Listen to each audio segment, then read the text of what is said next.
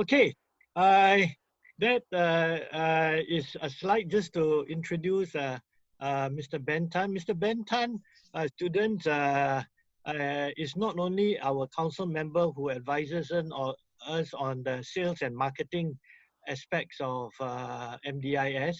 I'll leave it to Mr. Ben Tan for him to share with us many of his other accomplishments. Okay, and they will also take the chance to just update Mr. Ben Tan that our students in attendance today are our business school students. They are doing their master, as well as some of them are pursuing their bachelor degree. I see that we have about 65 strong. I do think that we also have some of our PSMM colleagues with us today as well. Ms. Jesselyn also could be joining us. So for the next 1 hour, students, please take in all that Mr. Ben Tan will share. I think digital transformation in marketing is such a huge thing today. Anything digital is really the trend now. If anything else, it's here to stay for a very, very long time when it comes to using it in marketing. So I'm sure there's a lot that we can learn from Mr. Ben Tan this afternoon. Mr. Ben Tan, thank you for your time, and the next 1 hour is yours, please. Thank you. Thanks for the invite, Ignatius. It's my pleasure to be here. I just wanted to share my screen, if that's possible. Yes, I stopped share. Okay, great. Thank you.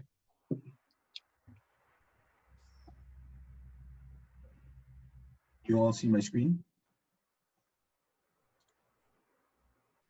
Yes, sir. All right, okay. So marketing, this is my favorite phrase in marketing. Marketing is enthusiasm transferred to customers, basically, so that the sales process is heightened up and speed up. And the whole process of marketing is to get people to consume your products or consume your services, yeah? And a lot of times I find that a lot of people have forgotten the reason for marketing. And that is critical and important to the whole premise of marketing, yeah? And so just to give you a quick introduction to myself. My name is Ben Tan. You can find me on Instagram, Facebook, as well as on LinkedIn. I will be starting as the executive partner with Gartner on 1st of September 2020. My appointment was supposed to be in April. Unfortunately, because of COVID-19, I couldn't start, and it was postponed until, finally it's now safe to conduct business and consulting in business. And so that's what I'll be doing. I've done digital transformation, not just in marketing, but in many different areas for various different companies. I'll cover that in a second. And as such, me going into Gartner was to help companies that are still, not made that leap into digital, go digital, right? And must be done also in a profitable way. Yeah. So, quick introduction of today's agenda and today's discussion. I'm going to go relatively quickly so that I give you enough time to ask me questions towards the end. But if you do need to stop me, I'll have pauses in between to make sure that I give you an opportunity to ask a question. Yeah. So quickly, an introduction to myself will come up shortly, and then what's important to a CEO? What's important to an investor and an owner when it comes to the perspective of marketing and digital marketing and the future of marketing? Yeah. That's an important perspective that I think people tend to forget often. So I just want to reinforce that. Yeah. Because from the perspective of marketing, I look at is from a CEO perspective, and as such, I look at it in a certain different way, and I wanted to share that with you. Right. And then some tips and tricks on digital marketing, and some ideas about next generation marketing jobs that might be coming up, and therefore you might be interested in and may want to pursue those angles. And then we'll go into Q&A basically. Yeah. So I started off my career in the US fairly early. Right after my university, I got a job during the recession. And so I decided to stay back in the US and do that job. The job was a retail job, being a retail manager for one of their stores. And I did that while I was doing my MBA. Yeah. So, and then I came back to Singapore and Malaysia, and I shot my resume around, and I landed a role with Microsoft, and I was with Microsoft for almost 17 years. My last role within Microsoft was running their consumer business across Asia Pacific. In Microsoft term, the consumer business is Windows, Office, games, Xbox, Microsoft Surface laptops, all the consumer products that you see, right? While I was at Microsoft, I know a lot of retailers, and obviously I knew the owner of Challenger. He spoke to me for about 2.5 years, and then eventually he finally persuaded me to leave Microsoft to join him to try and expand Challenger. And so I spent about 4 years in Challenger, with 1 year doing online startup as a mobile marketplace. So I learned the whole journey of setting up a startup, pitching to venture capitalists, and trying to get funding, and eventually landed some funding. But unfortunately, my 3 partners, well, there were 3 of us, and unfortunately the other 2 were not in agreement on the strategy moving forward. And as such, we broke up the startup. And at the same time, while that was going on, Quartz has been, asking me to join them for about 1.5 years. And then I finally said yes. And I joined Quartz as the CEO for Quartz Singapore and ran Quartz Singapore. Quartz Singapore is the largest retailer and omni-channel retailer in Singapore. We do about $500 million of business every year, with about 14 stores and about 680 employees. We spend about $20 million a year on marketing funds. And of that $20 million, about half of it goes to SPH, Straits Times particularly, right? I'll explain why in a second, right? And me being a digital person, obviously started to move some funds online and move on to a more digital environment, yeah? But it is not an easy journey, and it's not one that you want to do too quickly, because your customers take time to adjust. Your customers take time to change their habits. Yeah. Sorry to jump in, Mr. Bentan. Sorry, it's such a happy picture there, and I have to say I managed to spot you. So, okay. So to say that, I don't know whether if the students, if you are able to find Mr. Bentan in that picture, but I found you, Mr. Bentan. So students have a go at it. Anyway, sorry. Yeah. It's okay. It's okay. Yeah, it's a nice picture. So, yeah, so in Quartz, we had, I've been there for about 3 years and 1 month, but I had a wonderful time at Quartz. We did really well. We had a high profit growth, high sales growth, and we were #1 online in the omni-channel space. And we were so successful that eventually our owner sold us to a Japanese company called Nojima. And so Nojima has taken over, and Nojima has brought their leadership team from Japan to take over the organization in Singapore and Southeast Asia, basically. Yeah. So eventually I left Quartz in January of this year, and I was supposed to start with Gartner in April. And in the meantime, I decided to be an entrepreneur, and I brought in a UK brand called Ruach Audio. It's a high-end luxury audio brand to Singapore. And so therefore I formed a company called Media Acoustics, and I started marketing and did a lot, 99% of it was online digital marketing for Ruach Audio, which is a luxury brand online. Many great stories, many great learnings from there. I'll share them later on, okay? So I'll pause there for a second if there's any questions. I'll just take a drink of water while you think of your question. Mr. Bentan, I do know some students have questions ready when they receive the topic for today. So they may just well be reserving it for the segment later. Yes, no problem. Okay, great. So what's important to an investor and owner, I'll go through that quickly because it's very important, I think, to understand what the role of marketing plays in the company and in the organization, and how is it valuable, and how do you improve it to make it even more valuable, right? Okay, so there are many aspects that are important to a CEO, and these are the main ones, right? But my question will be down below. So organizational health and company health is very important, because if you don't have employees, you don't really have a company, right? And if you don't have profits, well, financials without profits, if you don't have profits, you won't have a company for long, right? If you don't have satisfied customers, NPS stands for Net Promoter Scores. You will learn more about this once you go out to the industry, right? And Net Promoter Scores are of absolute importance, right? And then the more important one towards marketing is the cost of acquisition for a customer. And these are industry terms, right? And investors and venture capitalists will be looking for this anytime you pitch for money or anytime you look for investments, yeah? And a lifetime value of a customer is of significant importance, right? Business continuity will be one that you will look at when you're more mature. But my question to the students here is, which one of this is most important for the future valuation of your company? That means when an investor says your company is worth $1 million or your company is only worth $100,000, what is it to them that is most important? Your customers. Customers. I heard one. Yeah. Okay, thank you. What was the other one? I think two things are really important. One is customer satisfaction, and other is financials.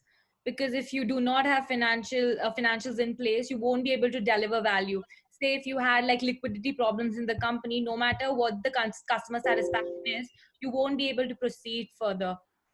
So there could be like financials are like very important aspect of your business, because how you've performed before is something that'll show a picture as to how you're going to perform in future as well, somewhere. So yeah. Yes. Thank you. Is that Kirti? Oh, yes, sir. Okay. Yes. So the operative part of the question is future value, not current value. So if you look at the PE ratios, okay, and a simple, if you have an iPhone, you'll have the app for share prices, and you see the PE ratio. If you look at Amazon, Amazon has been losing money for the first 25 years of their existence. Of 25 years, they only manage a 10% market share penetration for online spending in the United States from the early 90s to the early 2010 era, right? So 20 years, they only had 10% penetration. They have been not profitable for 20 years. Why is their share price so high? So why is their valuation so high? So because they have a huge customer base, and the investors are relying on their customer base only because of their, I would say, the capability to manipulate the customers for enhancing their finances, because they have a huge customer base. Thank you, Rohan. That was a good reply. Yes, a little bit long-winded, but I'll cut it short a bit. It's how you acquire customers and how much does it cost you to get customers and how much is your lifetime value of the customers. Because investors have money to give you, right? So they don't rely on your P&L for existence at this moment in time. Now that's very different for an established or mature company where they will review your organization in a P&L basis. But if you're a fairly new organization in a fairly new business, they review your capabilities in how you get customers and how much value you can get out of customers over a long period of time, right? So it's something for you to keep in mind, yeah? So customer acquisition costs is super, super important because this will be your future success and your future success, viability of your company, right? And acquiring your customers, how do you calculate that cost? Is basically how much money do you spend to get one customer? So if you spend $100,000 a year, right, on marketing, and you got 100 customers, that basically cost you $1,000 a customer. Do you understand me? So your cost of getting a customer is $1,000, right? And how much can you milk out from that customer in its lifetime will give you how much potential you have in making profits. Yeah. The efficiency part is super easy to do. The difficult part is getting customers, and the difficult part is getting more value out of that customer. Yeah. Okay. I'm going to move on fairly quickly here. I think you all grasped this. If you don't, this PowerPoint is shared to Mr. Ignatius. He can share it to you guys as well. Because I'm not familiar with all of you, I don't know which level of understanding you're at. So I'm going to go through fairly quickly some of the fundamentals and then go into the hardcore discussions so that you understand it. Yeah. So was that a question? Sorry. I think we can continue, Mr. Benton. Okay. All right. So this 4Ps is been out in the world for the last 50 years. It's nothing new, but it's of empirical importance that all 4 can be digitized, right? And it's very important that you understand why you need to digitize certain portion and why you don't need to digitize certain portion, and how to differentiate what should be digitized and what should not be digitized is where your value add is, and this is where companies will pay value for, right? Because that's the hard bit. The easy bit is knowing what to do in each of this sector, okay? I'll give you an example for that, right? Some of this is quite general, but I'm gonna talk about products that are sold online. Online business has been going on since the early 90s, right? And I've been buying online since mid 90s, yeah? But it's still not a significant amount of my spending online. Why? Would you buy certain products online? Your laces through the loops like this, then pull to remove the slack, which helps lock your foot in place. Reliability issue? Sorry. There was a couple of voices. I couldn't make it out. Can you say that again? So due to reliability, Trust and reliability. Okay. Yeah. Trust is the biggest, one of the biggest factors. Yeah. But that is about which store you buy from, right? The trust. But I'm speaking about more of the brand. I'm speaking about the product itself. Does the product itself have a different behavior in buying? So when you buy a mattress or a bed, would you have a high propensity to buy online, or do you have a high propensity to buy offline? Okay. Offline. Versus software. Okay. Would you prefer to buy software online, or would you prefer to buy software offline? Online. Yeah.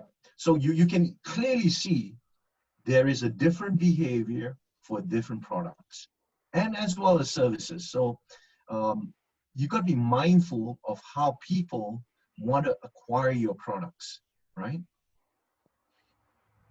So I'll give you an example. It also is price point sensitive, right? The product on the right side is the brand I bring into Singapore. It's called the Wuak Audio, right? It's from the United Kingdom, right? So our R7 product is $4,999. And compared to this Bluetooth product sold online for $16.90, right? Which product will people buy more likely online versus offline? The cheaper product. Yes, obviously, right? Because if you got cheated for $16.90, it's not so bad. But if you got cheated for $4,999, that's pretty bad, right? So price point is also important, right? Understand that behavior. Now, there are 3 reasons people buy online and choose online for the same product. What are the 3 reasons? Cost factor. Yes, price. Variety. Price is the #1 factor of why people buy online, because they think they can get it cheaper, right? Okay. Number 2. Convenience. So variety and value. Sorry, there's a lady that spoke then. What was the lady just spoke? Convenience. Absolutely. Convenience is the #2 factor. So price is #1, Convenience is number 2. What's the third item? Accessibility. Accessibility comes with convenience. And assortment, probably, because you have wider range to. Absolutely. Assortment, right? So these 3 reasons are what people buy online. It's not about range for online. It's about availability of the product, right? If the range is online as well as offline, then it comes to price point or convenience factor.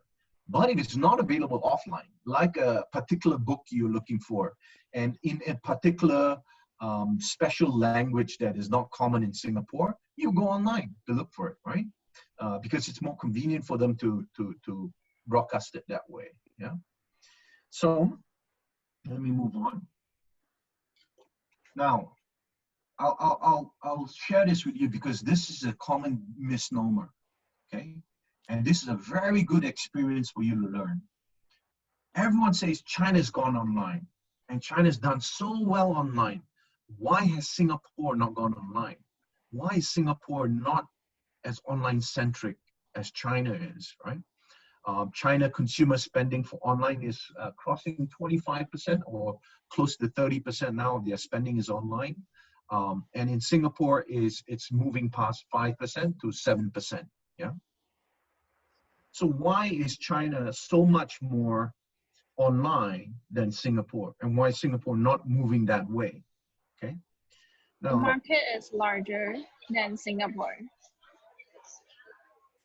yes, but that's not primarily the reason. The size of the market sometimes doesn't help in that sense because it blurs your visibility to the problems that they were trying to solve. The problem China was trying to solve was distribution, okay, which means product placement. Let me explain to you, and you hear it a lot more, okay? So China has 4 major cities, right? Beijing, Shanghai, Guangzhou, Shenzhen, right? On the second-tier cities, they have them in the tens, like 30 or 40 of them, right? Second-tier cities, right? Then third-tier cities, you have them in the hundreds, yeah? Then fourth-tier cities, you have them in the multiples of hundreds. And then the fifth-tier cities, you'll be in the thousands, yeah? And the fifth-tier cities are still larger than Singapore, okay? And if you were trying to put a store in every city, and in each store in every city, you were trying to put 200 washing machines, 200 refrigerators, 200 TVs. Do you understand that cost of implementation through 2,000 stores across China? That would be very expensive and highly not probable or financially incapable, right? But in Singapore, in 20 minutes, you can go to any store to see any TV or any washing machine you want or any refrigerator you want, right? So understand that distribution problem that online solves for China versus solving it for Singapore in that particular category instance, right? So be clear what you're trying to solve, because if you try to implement what they implement in China in Singapore, in a particular market like Singapore, it may not work, right? People won't shop online because it's a 5-minute walk to a store and you can have a wide selection. Sorry, was there a question? No, Mr. Bentan, I think it was just maybe background chatter. Guys, if Yeah, sure. if you can just put your mics off until you want to ask a question. I will also encourage everyone to put your videos on because it's very good exchange that you're having with Mr. Bentan. But I think it helps a lot if you could put yourself on so Mr. Bentan can see who you are. Okay, guys, business students, we should be very confident people. Okay, try that. Thank you. Yeah. Thank you, Ignatius. So yes, trying to figure out what the problem is that you're trying to solve helps you with the right strategy, right? Okay. So if you were to try to sell fridges and washing machine, this is another example, right? Fridges and washing machine. Which platform do you think is the best platform to promote that particular category of products? Okay, let me put it in context for you and then you'll have clarity, right? So fridges and washing machine, who would you be targeting to? Typically homeowners, right? Homeowners, would they be young or would they be old? Usually homeowners are fairly old, right?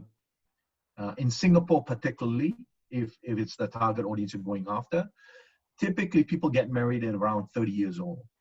They'll buy a home in the early 30s, right? So they'll be furnishing that home, right? So where would they spend their time and media that they want to consume, right? And then where are the majority of people that are homeowners? They're going to be in their 40s, right? The new homeowners will be a smaller group of people, but the established homeowners would be far older, right? And certainly in their 50s and 60s, you will have a significant amount of homeowners, yeah? So people in their 50s and 60s, where would they spend their time consuming information? Would it be on Facebook? Would it be on Instagram? Or would it be on newspaper? Newspaper. Correct, newspaper. Who will be on Instagram? Young adults. Yes, correct, younger people, very good. Who was that? Jen, is it? Yes. Very good, okay. Who will be on Facebook? I would say like the middle-aged generation would be more on Facebook. Yes, correct. Middle-aged generation, right? So you've got to figure out what type of product you're trying to sell, whether services, it might be services as well. And then you got to figure out where does this target audience reside and consume their information and spend their time. And therefore, then use that strategy, right? Okay. I want to quickly talk about strategy. Okay. A lot of people go deep dive straight into, hey, what can I do on Instagram? What can I do on Facebook? What can I do on advertising, right? But you need to have a strategy to figure out which media you're going to use and how you're going to engage your customers and how you're going to recruit your customers. Sorry, guys, students, can you just watch what you have in your background, please? Or at least just put off your mic so that we don't get interference.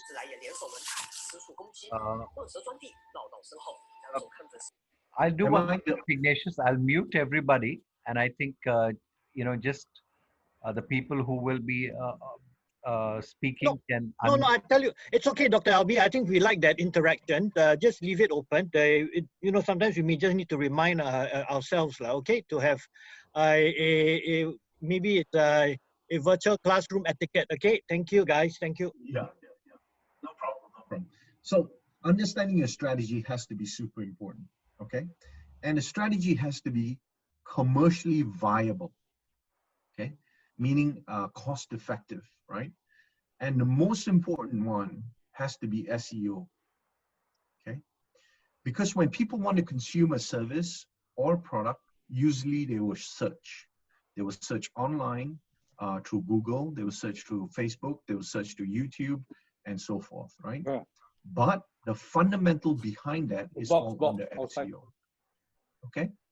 So very important for you to think about that, right? And then secondly is, why are you doing this? What is your engagement reasons, right? I heard on the radio this morning, okay, on a discussion program, and this person said, regarding a brand, when you build a brand, you build it for long term, right? And therefore you don't want to damage your brand. And therefore you must do branding in a very slow and precise manner. I have a different perspective to that, right? I'll give you an example. One of my ex-companies was Challenger, okay? Challenger Technologies that sell IT products. So Challenger doesn't spend much money on branding at all, right? But because of their brand viability for 35 years, being around for so long, people remember that brand, okay? So don't think about being too precious on your brand, because a lot of people are very, very precious about their brand, and then they don't focus on surviving. They don't focus on driving sales and commercial activities, but they focus on branding, and then they lose sight of that, and they lose that financial viability and are not around. But once you have a brand for 30 years, that's a significant amount of brand recall and top of mind for customers. Very important for you to think about that. So when you decide what you want to do online, you have to decide the strategy first. Before you decide anything else, you have to decide strategy first, yeah? Now, in terms of strategy, got to be very clear on who your target audience is, okay? If you target everyone, basically you target no one. Do you understand? That is the number one mistake everyone makes.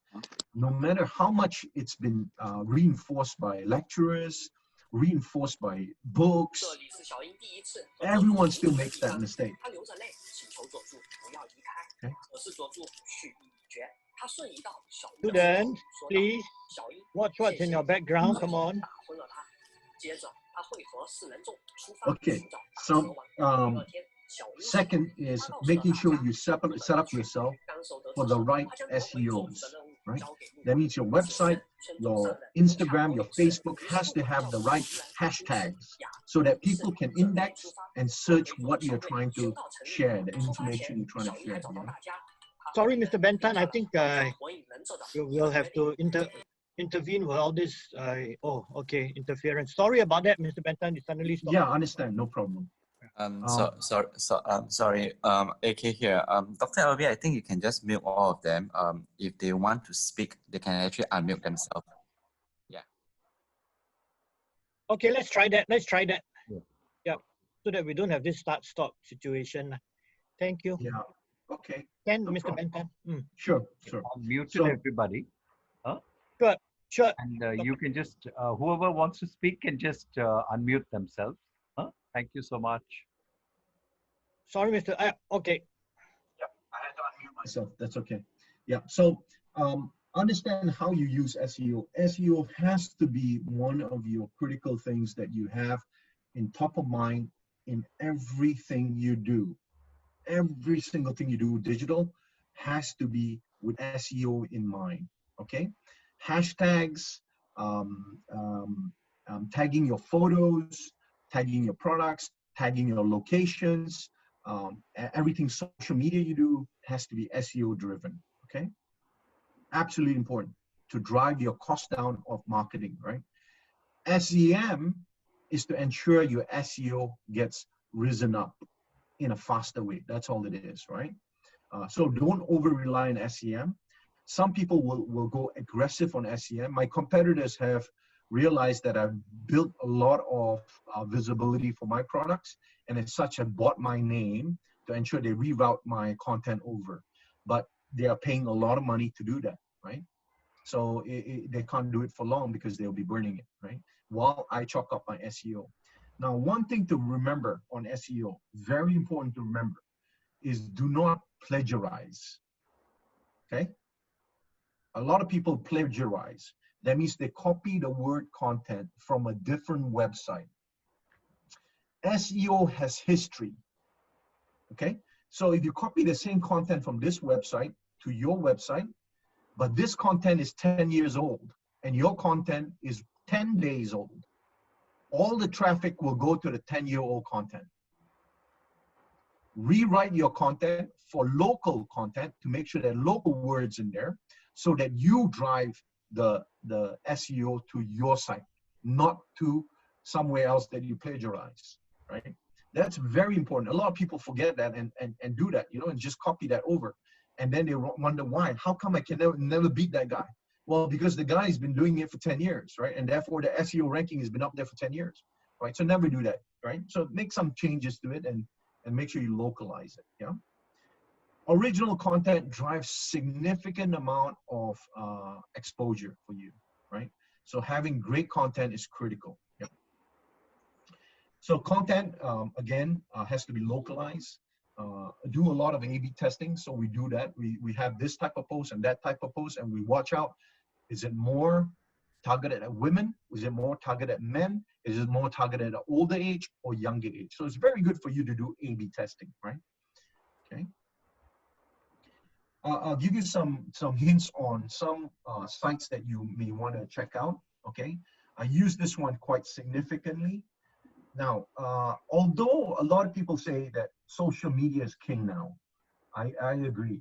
But without a established website, you won't build a brand, because the website validates your social media activity. So always remember to have a website, right?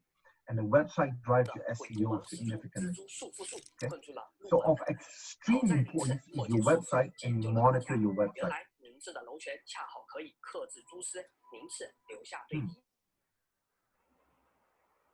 Sorry, Mr. Ben. It stopped. Yeah, no worries. So SimilarWeb's one I use to reference check all the time. And it's very important so that you understand the key matrix that people look at on websites. I'll go into social media in a short while, and I'll just do this fairly quickly here, and then you can use it as reference. Total visits are not individual visits, okay? They're just total instances of IP. So me as a consumer, I have a tablet, I have a mobile phone, and I have a laptop. That's 3 instances that I go in, and 3 different visits, right? But I'm the same individual, right? So never count visits as individuals. You just know that that's a computer, a device connecting in, right? The average duration of people spending time there, and how many pages they viewed, and what is the bounce rate, okay? The bounce rate is of significant importance to the industry because it validates the quality of your website and the quality of the content. Now, how is bounce rates calculated? Well, if you use Google Analytics, it's slightly different. If you use SimilarWeb, it's slightly different, but I'll give you the general sense of it, right? When a person bounces, it means that a person doesn't spend more than 15 seconds, 20 seconds, 30 seconds.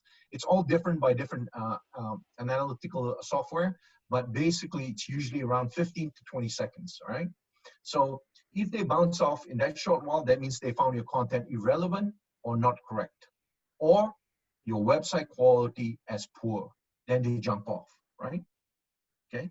Now, if you do aggressive marketing, your bounce rate is bound to go up because you're going to be recruiting a lot of people, and these people might not be relevant to your content, and therefore they might jump out. Okay. For example, the typical bounce rate for Asia 1 or Straits Times is around 90%, because people go in, read one article, jump out, right? In courts, a lot of people go there for price check. And what we get is a lot of bots coming into our website to do price checking. So at sometimes you want to cut out these bots, but they then reprogram the bots to come in differently, and therefore you don't know them, and you got to keep updating it to fight those bots all the time, right? But you can compare different companies and different websites with this software, right? And you can see where they're coming in and how much people are spending money on in each of them. Search obviously is through Google. Direct is basically they type your web address. Referrals, basically Samsung lists your address and it comes in from Samsung. Social media is from Instagram and Facebook. Typically, mail is when you send them EDM and it comes in from there. Display advertising is when you spend money advertising. Okay. I hear.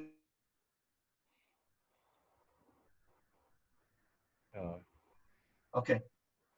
So here is by different countries, and you can look at the rest of the social media breakdown and so forth, right? So let me go into a few of them, right? Age of content I spoke about. I won't cover this. I'll cover it quickly. Now, when you do your website and when you do displays, understand your target audience. I've used an example here of a travel website, yeah, or a travel portal, which can be also an app, right? And you see how they design their portal and they design your website to give you their proof points to accelerate that sales process and sales cycle, right? So they give you social proof. They give you loss aversion, as in, hey, you know, we only have 2 left. You better get it quickly because 6 people already booked this 2 hours ago or whatever. And then they give you urgency, special price right now to drive completions, right? So it's very important. Everything, every single content on that page is put there for a reason, yeah?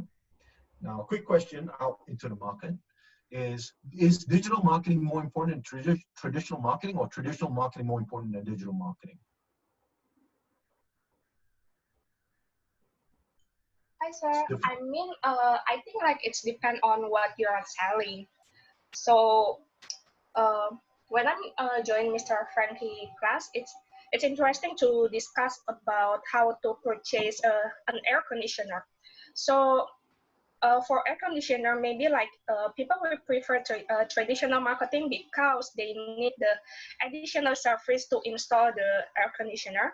But for some kind of maybe maybe like a cheap electronic or something like that, maybe we can prefer the digital marketing one. Yes, very good answer, right?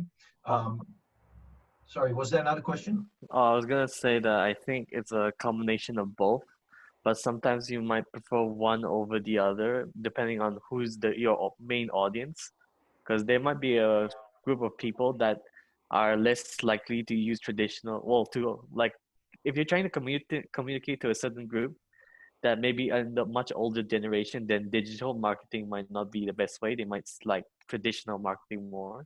So that's why I think. Excellent, excellent. So I've heard target audience and I've heard product. Don't forget. Sorry, that's another person. Yeah, great. Yeah, I want to talk about digital marketing, traditional marketing. It's in the fact that it depends on target audience and it depends on the product. But however, because baby boomer it will be replaced by millennial and Gen Z. So the digital marketing with the evolving trend, you can see that the baby boomer nowadays they use social media a lot, like Facebook, or online shopping or e-commerce to buy anything. So it's digital marketing have the more advantage than traditional marketing. But I think it depends on the goals and objective of the campaigns. It means if you want to have the official news or official information in the market for the target audience, you should use traditional marketing like television or print media or outdoor media. However, if you want to personalize marketing and customize the target audience, you should use the digital marketing. And if you want to more creative and one-way, two-way communication with the interaction and engagement with the customer, digital marketing is the best way for you for the traditional marketing. Besides that, it depends on the cost and budget of the clients. Because traditional marketing like television, print media, or out-home media, it costs a lot, as you know. So digital marketing is cheaper and it can have the targeting systems. It can more benefit for the clients more. Yeah, I think so. Okay, thank you. Actually, the right answer is all of you are correct. Okay, there's no one is better than the other, to be honest with you. It depends on what you're trying to do. And therefore, you must take into account what is your goal, what is your objective, right? Don't forget that. What is your goal and what's your objective, right? Okay, so great. Next generation marketing, really quickly coming up. How will device be connected? Okay, this will change a lot in the coming years. Okay, so today we see three main screens in the market space, right? One's a mobile device, mobile being mobile phone and tablet. Number two being the computer, and number three being the TV screens. Okay, these are the three screens that people spend most time on right now. Okay, now big companies are all focusing on these screens. Google, Microsoft, Facebook, everyone's focused on these three screens, including Apple. Some of them have gone more beyond three screens, and the three screens haven't been changed for a long time. Okay, but you will see that change in the future. Okay, so today digital watches are coming on more. Okay, that's another screen. Okay, car is another screen. Okay, so more screens, the more time people spend on them, and that behavior change. So keep that in mind. I'll cover more content later, right?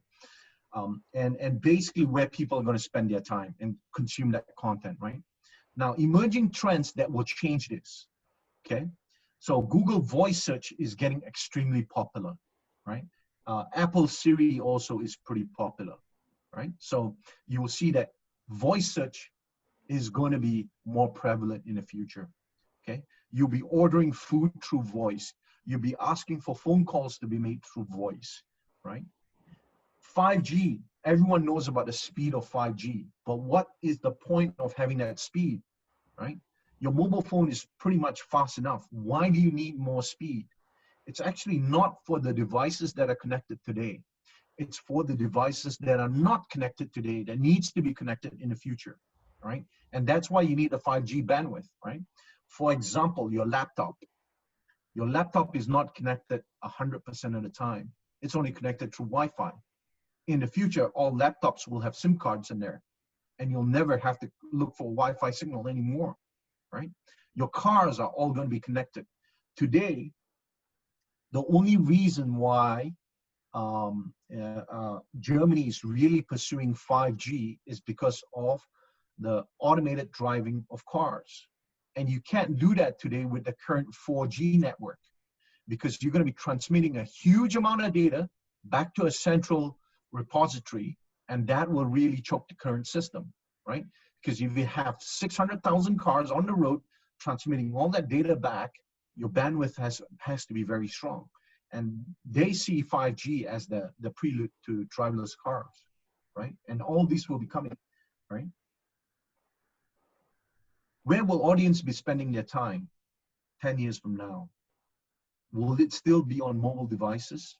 Will it still be on laptops? Will it still be on TV? How many of you spend more than 1 hour watching TVs today? Okay, and ask how many kids are spending 1 hour watching TV today? Or are they watching the TV or movies or videos from their mobile device? Where are they spending the time? Therefore, you got to know where you're going to target your audience, right? Finding their habits is of significant importance. So one of the categories that are very important to some organization like Microsoft is understanding habits. And I'll give you an example here, right? So I spoke to a Microsoft product manager who was designing products for Microsoft Office, right? And I asked this person, what was your job previously before I'm taking on this role? So his story was, he told me, I was a professional poker player. Wow, a professional poker player. And how come you moved to product design and product feature designs, right? He says, Ben, every consumer lies to you. Every consumer doesn't tell you the truth, but the truth is written on the person's face. So as a professional poker player, I can read the reaction from the face, not necessarily from their answers, okay? So understand that don't get fixated on process and technology too much. Focus on the customer and the behavior of that customer and understand that deeply. And therefore, then you can come up with your strategy on digital marketing to win that customer over, right? Don't lose that human element. That is the differentiator for all of us, because all the non-human element components will be automated in the future. My friends in PwC, KPMG, Deloitte, all these guys are telling me the auditors, they're hiring less and less auditors. Why? Because all this can be taken over by software. It can be automated, right? But the difficult decisions that are more human in nature needs people. Yeah. So therefore, if you look at the next generation jobs, it's not about the tech side of social marketing skills or social media understanding. It is not hard. It is not meant to be hard. The hard bit is, how do you relate to your customers? How do you make posts that get reactions? And how do you write content that has reactions? It's not about posting the content. It's fairly easy to learn that. You can learn that overnight, right? I can teach you to play chess in 15 minutes, right? But for you to be a master at chess, is having played with many different peoples, learning many different styles, accepting many different cultures are different. And there's no wrong or right, but just understanding people is the number one importance, yeah? So copywriting skills, SEO skills. Now, SEO skills, it's not the technology of SEO skills. Let me give you an example, right? The most difficult SEO skill is finding that right keyword, right? Do people type out refrigerator, or do they type out fridge, or do they type out icebox? In different countries, it's a different word. And if you choose the wrong word and you're technically competent in SEO, you're dead, because that's not the word people are searching, right? So don't over focus on the technology part. The technology part is fairly easy. You will learn that fairly quickly. The difficult one, and that separates the good from the average, is that human connection and that commercial understanding. That means, why are you doing this? What is the benefit of doing this? So these two are super critical, yeah? Email marketing skills. It's not about HTML programming of an email, but if you don't have that subject matter typed out correctly, your open rate will be dismal, right? And therefore, whatever technology you understand would be bad. But if you say iPhone for $1, wow, imagine how many people will open your email, okay? Obviously, you're giving that $1 iPhone as a lucky draw, right? So just some tips and tricks for you before we go into a quick Q&A. Target audience is of imperative importance. So this one you must understand. The sweet spot for Facebook is about 35 to 55 years old. Instagram is about 15 to 35-year-old, okay? Instagram also has a limit on number of tags you can post on it. So 20%, if you put more than 20% of text, you won't be able to boost it, okay? Optimal must be over 10 days, right? If you're gonna boost it all, boost over 10 days. If not, it's too short, yeah? Make sure to invite people who like your post to like your page. A lot of people forget this, okay? Okay, do you understand the difference between like your post and like your page? A lot of people get it mixed up. Liking your post is just your post, not liking your page. That if I like your page, every post you make, I'll be updated, right? It is like having your own CRM, right? Instead of spending a lot of money on CRM, this is a cheap and easy way to do it, right? Hashtag SEO is super important, and that's why hashtag is also understanding your customer and how they will search for things, right? For example, for my business, whether they search for Bluetooth speaker, or do they just search for speaker, or do they search for hi-fi speaker, right? And therefore your hashtagging is super important, because that's how people reach you, yeah? Quality of photos and videos, that's simple to understand, but rarely done. I have to tell you, rarely done. Profiling and targeting audience in a refined manner on Facebook. Instagram doesn't do it very well. Facebook does it a lot better. Understand Facebook UI is very desktop orientated. Instagram UI is very mobile orientated, and therefore there are restrictions on both, and I won't go into too much detail into that, right? I know Ignatius, I'm running really too long, slightly too long, but I wanted to leave the last 5 minutes at least for questions, yeah? Sure, Mr. Benton. I think we're by and large still. How you can find me. Sorry. I think we're still by and large all right with time. If your time is okay, because our students' next class is at 3:30. Even if I think a 15-minute turnaround is more than enough, so we could easily go to 3:10. Not a problem at all.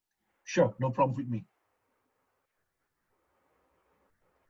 Okay, so yeah, I hope you enjoyed the session. I know I was trying to really summarize it in a very condensed manner, and I don't know the level of understanding, so I had to be a bit generic in certain areas, but I wanted to cover some critical points and some critical tips.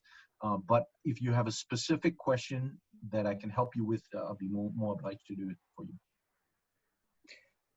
Okay, students, this is a time where you can ask questions, and in fact, I think you will ask questions. Some of you have questions that are already in your mind, prepared even.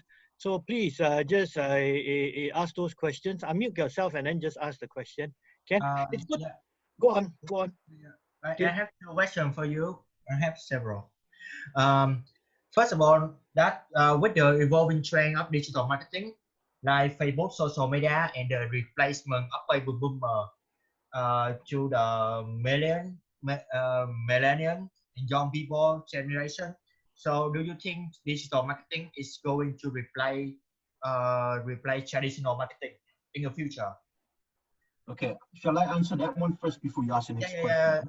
I answer with it. Yeah. Okay, so I think digital media will take a large portion of traditional media, but it will not replace traditional media. So for example, if you are in a store, you still need to create ambience and excitement inside the store. And that still is marketing work, right? And so some of those you can't replace.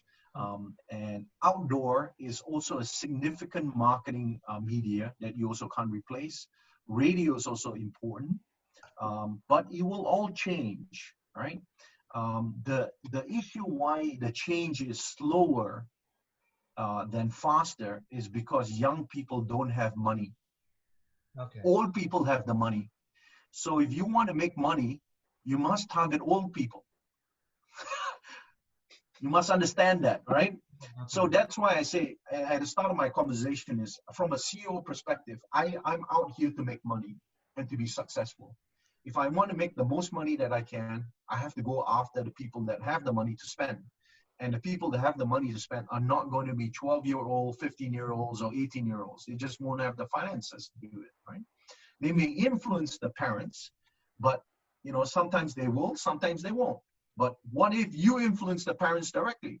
Therefore, you have a better chance, right? So that process is taking a long time and will take a long time because the next generation will take time to grow older and have money. Yeah, okay. But it will happen. I agree. Yeah. Okay. And the second question is with the role of digital marketing. So, do you think digital marketing just another clone of the communication tools as personal selling, direct marketing, public relations, and it may be the hype because a hype because of digitalization, which means it can be not only communication tool but also for distribution, for service, and for anything else in marketing. Yeah, so the number one objective of marketing is to acquire customers. The second objective of marketing is to monetize from customers. These two objectives don't change, right? And if digital marketing can help you reduce the cost of acquiring customers, great, right? The whole purpose is to reduce the cost, right? It is not about going digital. I don't care if it's digital or offline, to be honest with you, as a CEO. If you reduce my cost of marketing, that's what I want. I want customers and I want them at the lowest cost possible, right? Whether you use digital or whether you use offline, it really doesn't matter, right? Your objective, keep your mind on your objective, is to reduce the cost of marketing and to acquire those customers. And then how you use digital marketing to get them back again, to get them buying again, that's the value of lifetime value of a customer, right? And CRM is of utmost importance for that. But your CRM has to have a 360-degree view of your customer. It cannot be just an isolated online view.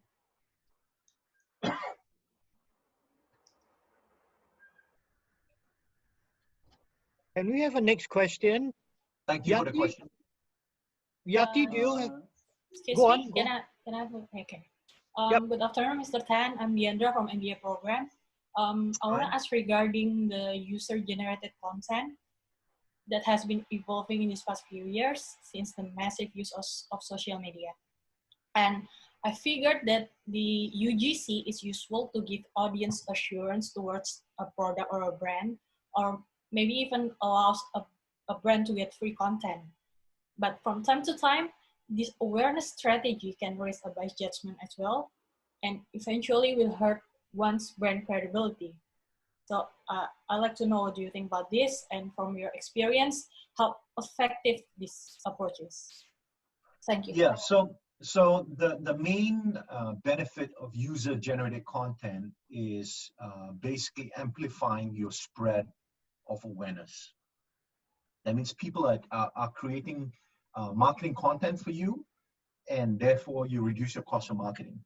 Now, when you go out to work for senior vice presidents of marketing and people that are protective of their brand, you will find very little of them using this strategy.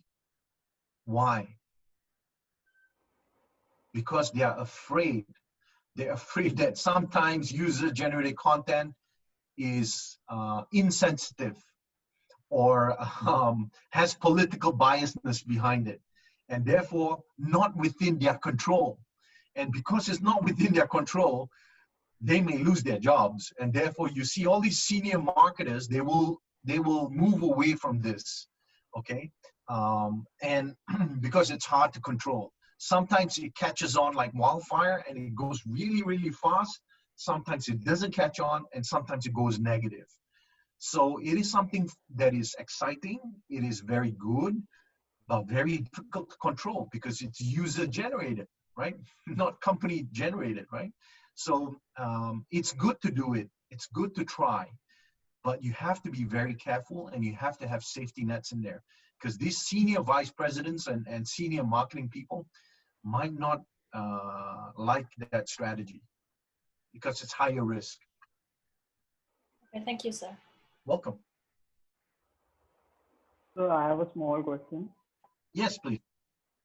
So what is your strategy, or what are you planning to survive this pandemic situation? Because you're selling a luxury product. So what is your strategy, how you're planning, or what are your marketing techniques that you're using to reduce your cost and so that your product sells more during this time? Yes, so during the lockdown period and after the lockdown period, the strategies have to be different, okay? So when we first locked down, we had zero presence on online stores. We were only selling offline. Guess what happened to our sales? Big zero, right? Yeah. We had to switch everything online, right? Because people couldn't go out. They physically couldn't go out, right? So there's no way they can shop in stores. So we had to open online. And so we opened 4 online stores. One was at Challenger, the other one, Challenger, which is Hachi.tech. The other one's at Chris Shop and Lazada and Shopee. Okay, so we opened in all 4 of these stores, yeah? And we had our record month online in the month of May. It took us 2 weeks to get online, and then it took us 2 weeks to reach our peak online, right? So 1st of April, we started building all our sites for online. Middle of April, we were available. We started selling in middle of April. In the whole month of May, we had our record sales for the first time online. It was good also because when the government announced an extension of the lockdown, people are saying, oh boy, I'm going to be stuck at home. I want to listen to good music. They started investing in their homes, right? So therefore our sales picked up significantly, right? But the nature of our product is offline because you got to listen to the sound. And sounds, I'll tell you a little bit about this industry, right? A real short one, right? Every single speaker manufacturer says their sound is the best. Yes, so yes. Everyone says that. Everyone says, my sound's the best, you know, it's the best, you know, you got to come listen to my sound, right?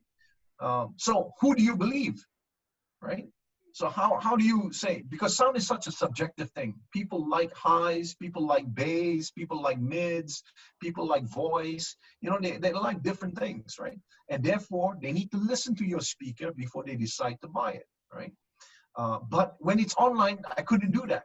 So what I did was focus on awards using media companies that said, okay, like what Hi-Fi magazine said, we have 5-star.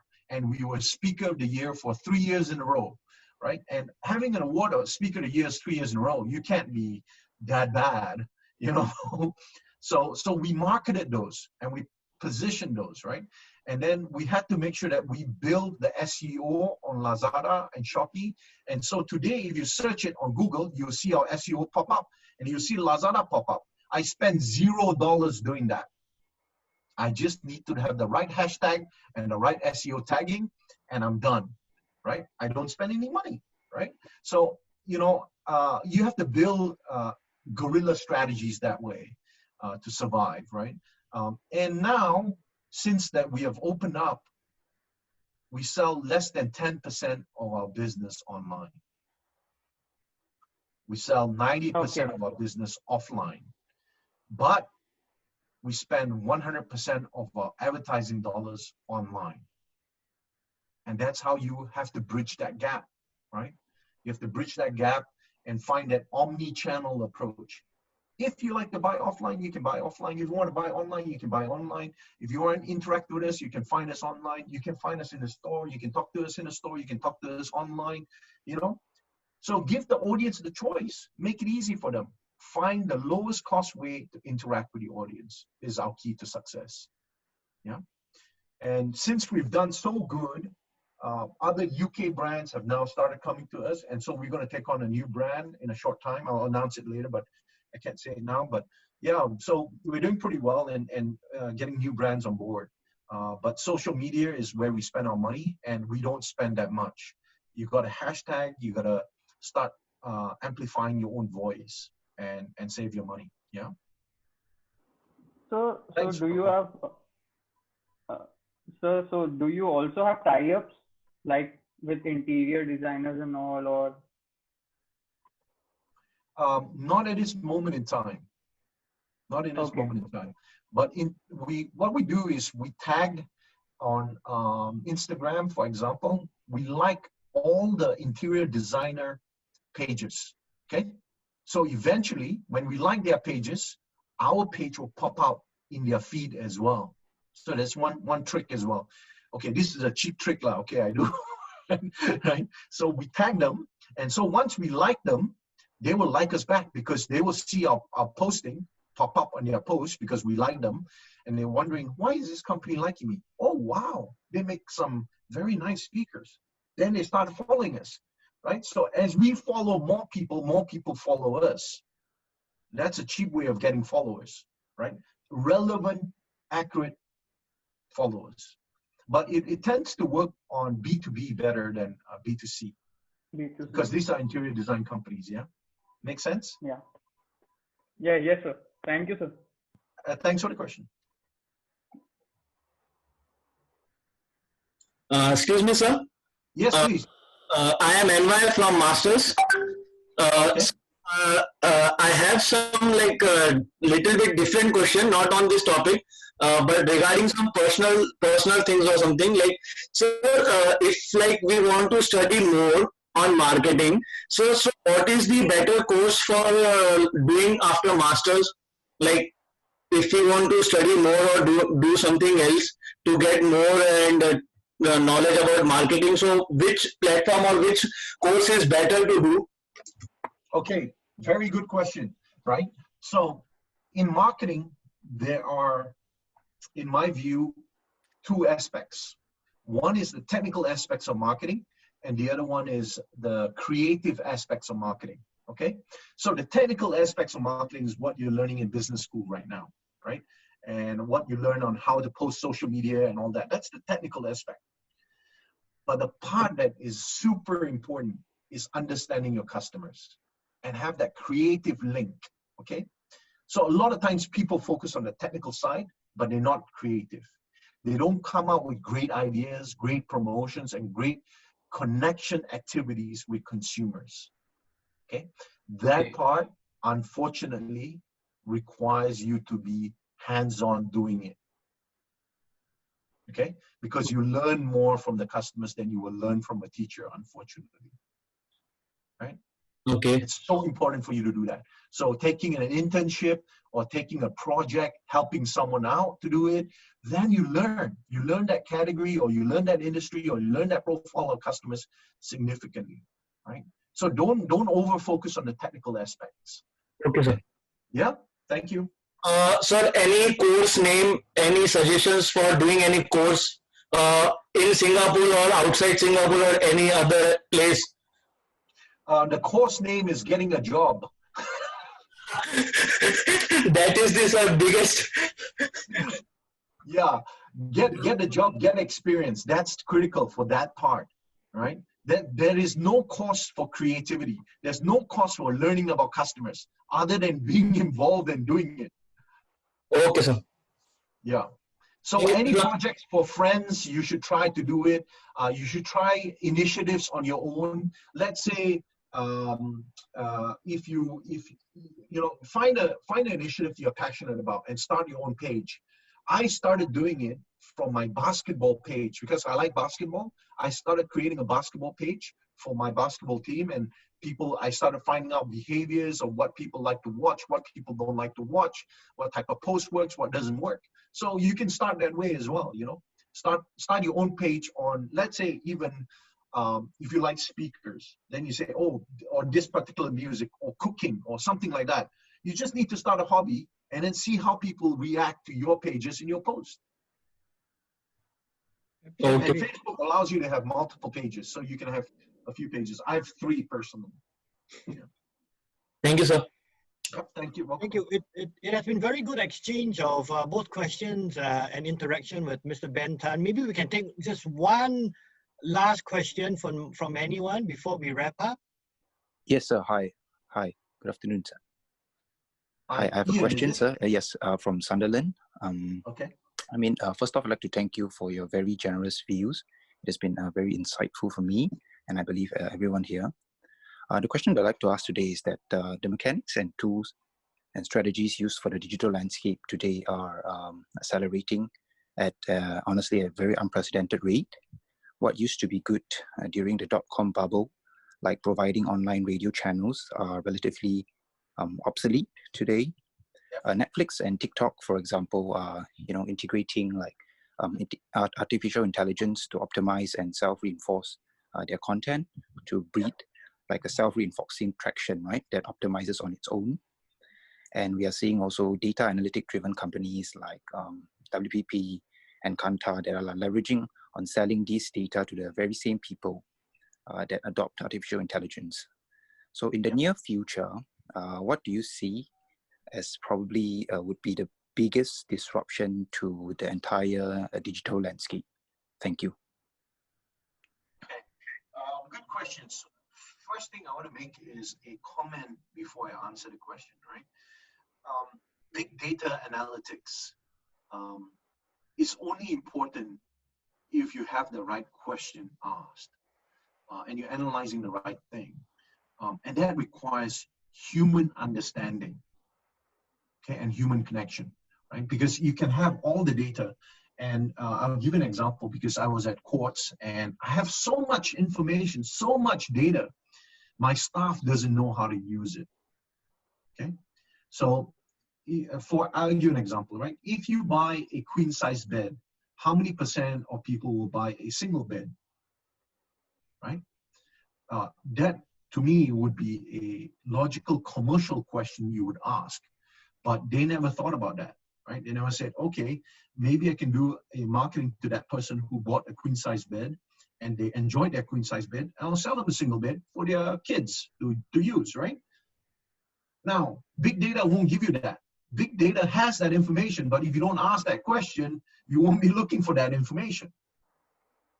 So the difficult part is always asking that right question for commercial reasons, okay? And that one requires significant amount of training in running businesses or being out in the business to spot that commercial reasons, right? Because the big data is always there. The data is there. They'll tell you how many % will buy this, how many % will buy that. But if you don't ask the right question, it doesn't matter because there's just data, right? Okay. Now, how will big data affect us, right? Some in a positive way, some in a negative way, and some has been restricted over a period of time. And some of the regulations haven't come out yet. I'll give an example. In Singapore, the #1 online marketplace is Shopee, okay? #2 is Lazada. Guess where Amazon Singapore is? Beyond number 6. Okay, I won't give you the exact ranking, but very far away. So why is Amazon, which uses big data and uses algorithm all the time, not successful in Singapore, but extremely successful in the US? Human behaviors. They are habitual.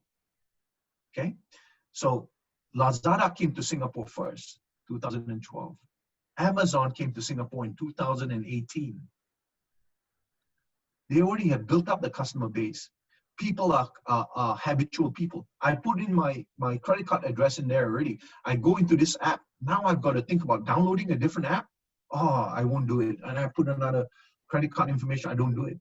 So, but in Amazon, they will scan every single price of every single online store and look at GfK reports to come up with the right algorithm of which product to focus on and at what price point to place it at. Okay, and they will violate vendor agreements, and because I was a vendor before, and therefore there's a lot of debate and a lot of discussion. Why did Samsung pull out of Amazon? Because Amazon dropped the price of Samsung particular mobile phone, and the color that didn't sell well, they dropped the price on the color that didn't sell well. All was done by algorithm. Straight away, when they did that, they dropped the price on a brand new launch product. Guess what Samsung did? Samsung pulled out of Amazon. Why? Because it disrupted the whole channel, and everyone was upset that someone was dumping price, and as such, it didn't work. So relying on big data alone doesn't solve the problems, because regulations will come in and people will come in to interact with it. So having big data is very good, but you must use it for the right reasons. And the right reasons are all need to be commercially orientated. So the last thing I'll give to you is this. In school, you will learn a lot of things, but the number one thing you must learn in school is this. You must learn how to learn, okay? Because when you go out there, you got to be learning all the time. And I'm not stop learning, okay? You got to continue to learn, okay? Why? Because, for example, commercial aggression, you cannot learn from school. There's no textbooks for commercial aggression. But I want to see, what is your commercial aggression capability? And my questions to you in an interview session would be to ask commercial questions. And commercial questions are, for example, how are you going to increase my sales? What are you going to do to increase my sales? And when I get students coming in, typically they're very theoretical. They'll tell me, I'll do a market survey and I'll have this process set up and that process set up, but they don't give me that commercial idea, right? So commercial aggression has to be very important, and that will drive adoption of data and adoption of big data and using the right algorithms to get that commercial aggression. Okay. Thank you very much. Wonderful. Thank you. Thank you, Ian. Thank you for your view. Thank you. Thank you, Mr. Bentan, and thank you, students. I think we had a very good session today. Good exchange of questions as well as answers and inputs by Mr. Bentan. I think what is a big takeaway is that although digital marketing is trendy now, traditional marketing will always still factor in there. So that is really a good reminder to all of us. I've stopped my video only because I did sense that maybe it was starting to lag a little bit. But I'm going to put it back on now because we should always archive a good session like that with a picture where all of us are in there. Our senior director for marketing. Yes. Can I give them one last tip? Please, Mr. Bentan. Okay, this last tip is very good for your career. Okay, the last tip is on LinkedIn. You got to start building your LinkedIn profile when you're young. Okay, because when you're young, senior people like myself won't accept you as a LinkedIn invite because you won't have enough credibility and enough exposure, enough people. We think it's a fake account because it's too new, right?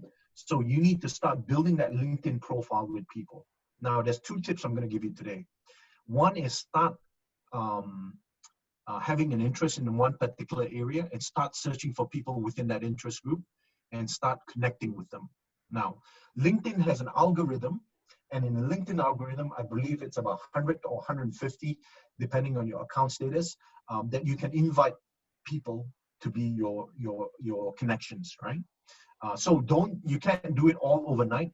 It takes a labor of love.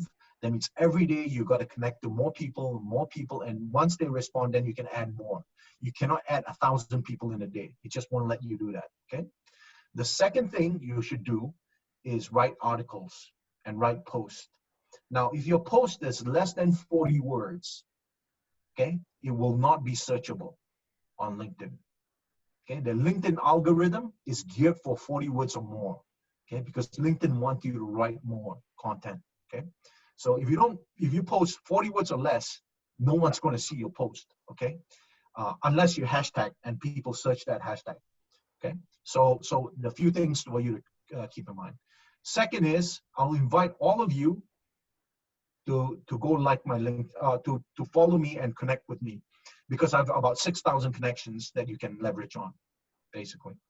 Okay, and most of them are CEO or managing director levels and above. Unfortunately, most of them are in the IT industry or retail industry. So unless you want other industries, I might not be able to help you, but for those, that's a good place for you to start, yeah? I hope that tip helps, Ignatius. Thank you, Mr. Bentan. I know that our students are always on the lookout for a good job and so forth, and of course, it always starts with a connection. So thanks for reaching out to our students.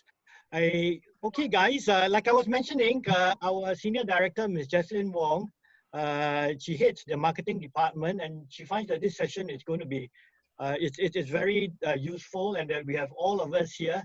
Why not archive it? So can we all put our cameras on, please? It won't take very long. You have some very funky backgrounds. We all love to see that, so that we can just capture this and archive it, okay? I also like to just say that this session is being recorded, so that's fantastic, because I think there were a lot of things that we could learn from today. Dr. LB as well as Mr. Frankie, who are your lecturers, they will get a copy of this, and Dr. LB and Mr. Frankie, we can certainly share this with our students. Okay, Ken? Okay. Jess, sorry. Yeah, I think they have their cameras on. We'll encourage all of you all to put it on, please, because we run into several pages, 3 pages. What about those on page 2 and 3? You don't have your cameras on yet, and I hope you can put it on, please. Can, okay. Guys, I think you have heard Mr. Bentan shared so much about social media. We just need some fun shots as well. So Inisha, I need you to off your video, and the rest put on your video, please. Okay. Yeah. It's National Days coming for Singapore, so we are running some campaigns as well.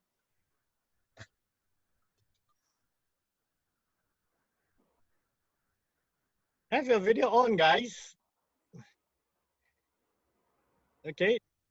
You all look fine. Seriously, you all look fine.